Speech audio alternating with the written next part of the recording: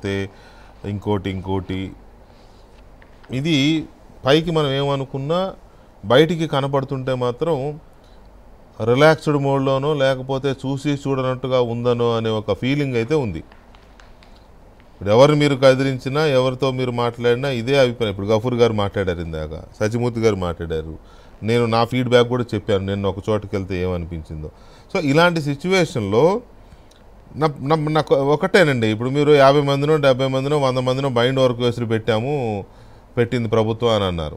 వాళ్ళు ఎవరికి తెలియదు, పెట్టుండొచ్చు, ఐఎమ్ నాట్ డినయింగ్. ఇప్పుడు పేర్ని నాని గారిది ఇప్పుడు బయటపడిన అతిపెద్ద కేసు ఇవి ఉన్న వాటిల్లో, రైట్? ఆయన ఒక మాజీ మంత్రి, బయటికి వెళ్తే ప్రతివాడు గుర్తుపడతాడు. మిమ్మల్ని నన్ను ఎలా గుర్తుపడతారో ఆయన అంతకంటే ఎక్కువ గుర్తుపడతారేమో నాకు తెలిసి. మరి ఇలాంటి గుర్తుపట్టినవాడు ఎటన్నా పోయాడంటే అనుకోవచ్చు, గుర్తుపట్టిన వాడు భార్య కొడుకుతో సహా ఎక్కడికి వెళ్తాయండి? ఇప్పుడు మాయమైపోయారని చెప్తున్నారు. 4 రోజులు అయింది కేసు పెట్టి, 4 రోజుల నుంచి ఆయన దొరకలేదా? ఇటువంటివి చూసినప్పుడు ఏదో జరుగుతోంది.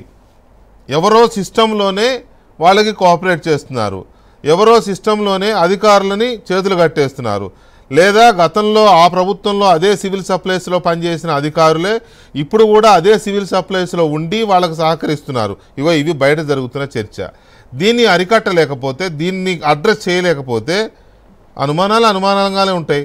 అవునా కాదా? ఇప్పుడు పేర్ని నానిని ఖచ్చితంగా అరెస్ట్ చేసి తీరుతా ఉండే, దానిలో తప్పుంటేనే నేను అన్నానని కాదు, నాకేం కోపం లేదు ఆయన మీద. ఇప్పుడు కాదండి, ఇవాళ తప్పు ఇంతకంటే సాక్ష్యం కావాలి సార్? ఇప్పుడు నేనేదో పెట్టాను, నన్ను వదిలేసేయండి సార్ అంటే ఇప్పుడు కేసు బిల్డ్ అవుతా ఉంది కదా. ఇప్పుడు కేసు బిల్డ్ అవుతా ఉంది. ఇప్పుడు 7,500 బస్తాలు ఇప్పుడు 3,700తో ఏం సరిపట్టలేదు కదా. ఇప్పుడు అది 7,500కి ఎందుకు జరిగిందంటే లోతుగా విచారణ జరుగుతూ ఉంది. ఇప్పుడు 3,700కి సరిపెట్టేసి కేసు క్లోజ్ చేయలేదు కదా. ఇవాళ 3,700 7,500 అయిందంటే అది అధికారులు లోతుగా విచారణ చేసి లోతుగా పరిశీలిస్తేనే కదా ఆ ఫిగర్ పెరిగేది. కాబట్టి we're getting in to the bottom of the case. దీన్ని ఏదో పైపైన ఏదో బయటపడింది అంతటితో సరిపట్టట్లా, దీని మూలాల్లోకి వెళుతున్నాం కాబట్టే ఇవాళ బస్తాల సంఖ్య పెరిగింది. మేము మూలాల్లోకి వెళ్ళకపోతే ఆ బస్తాల సంఖ్య పెరగదు కదా. కాబట్టి విచారణ జరుగుతున్న మాట వాస్తవం.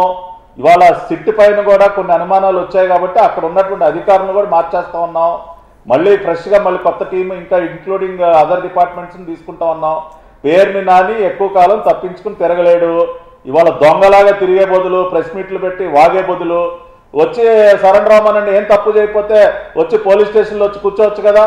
ఎందుకు తప్పించుకుని తిరగాల్సిన అవసరం ఏముంది? ఇవాళ తప్పించుకుని తిరుగుతున్నాడంటేనే వాళ్ళు అక్కడ దొంగతనాన్ని ఒప్పుకున్నట్టే కదా.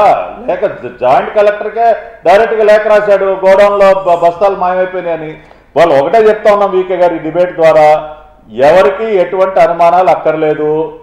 ఏ అధికారి అయినా, ఇంకోటి కూడా చెప్తాను, ఏ అధికారి అయినా ఇంకా కూడా ఆ వైసీపీ పందికొక్కులు కానీ కొమ్ము కాస్తే వాళ్ళు కూడా ఆ పర్యవసానాలు అనుభవించాల్సినటువంటి పరిస్థితి ఉంటుంది.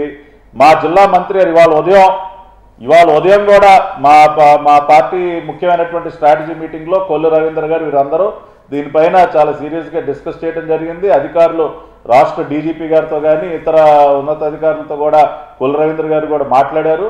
ఖచ్చితంగా అతి త్వరలోనే పేరుని నాని ఇంకా ఎవరెవరైతే దీన్ని వెనుకున్నారో వాళ్ళందరినీ కూడా పట్టుకుని తీరతాం.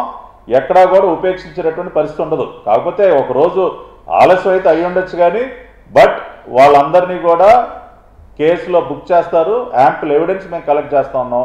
రెండోది, దయచేసి మీరు అందరూ గమనించాల్సింది ఏంటంటే ఇవాళ అనేక జిల్లాలలో అనేక గోడౌన్స్లో బస్తాలు తగ్గుతున్నాయి అన్న వాస్తవాలు బయటకు వస్తున్నాయంటే అది సివిల్ సప్లైస్ అధికారులు ఎక్కడికక్కడ తనిఖీలు చేసి ఆ వివరాలన్నీ బయటకు తీసుకొస్తున్నారు కాబట్టి అవి బయటకు వస్తూ ఉన్నాయి. ఇవాళ కర్నూలు జిల్లాలో బొగ్గన విషయం ఎలా బయటకు వచ్చింది? అక్కడ ఉన్నటువంటి మా సివిల్ సప్లైస్ డైరెక్టర్ మహేష్ వీళ్ళందరూ కూడా వెళ్ళి అక్కడ తనిఖీలు చేసి ఆ వాస్తవాలన్నీ మీడియాకి అందించారు కాబట్టి ఆ నోటీస్ కాపీలు ఇవాళ ఆంధ్రజ్యోతి పేపర్లో ఆ నోటీస్ కాపీ కూడా ఏదైతే సివిల్ సప్లైస్ వాళ్ళు నోటీస్ ఇచ్చారో ఆ కాపీని కూడా ప్రింట్ చేశారు. అంటే that shows that the department is working. ఇవాళ డిపార్ట్మెంట్ పనిచేస్తుంది కాబట్టి ఇవాళ అన్నీ కూడా బయటకు వస్తూ ఉన్నాయి. ఇంతమంది మీద కేసులు పెడతా ఉన్నాం కాబట్టి ఖచ్చితంగా పేదవాడికి దక్కాల్సినటువంటి బియ్యం ప్రతి గింజ వాళ్ళకి దక్కుతుంది. రెండోది, ఇందాక గఫూర్ అన్న ఒక మాట అన్నారు, అన్నా మీరు ఏదో అసలు పేదవాడికి బియ్యం సరఫరా అది మాట్లాడదాం కాదు అది ఒక్క నిమిషం గ్యాప్ తీసుకుని మాట్లాడదాం. అది మాట్లాడదాం అసలు ఏంటి దీన్ని